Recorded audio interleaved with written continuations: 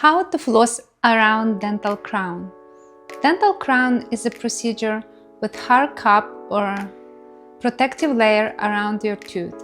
If you had root canal procedure or large filling, dentists may recommend to cover your tooth with crown. It's an expensive procedure and you want to make sure you adjust your flossing technique. You can apply same technique for crown, bridges, and implants.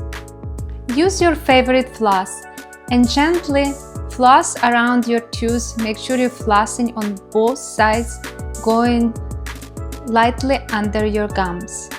If you didn't floss your teeth for a while, you may see some bleeding. It's completely normal. When you're flossing around crown restoration, you make sure when you go in, floss and pull your floss out. Don't go with your floss up and down like you flossing your other teeth.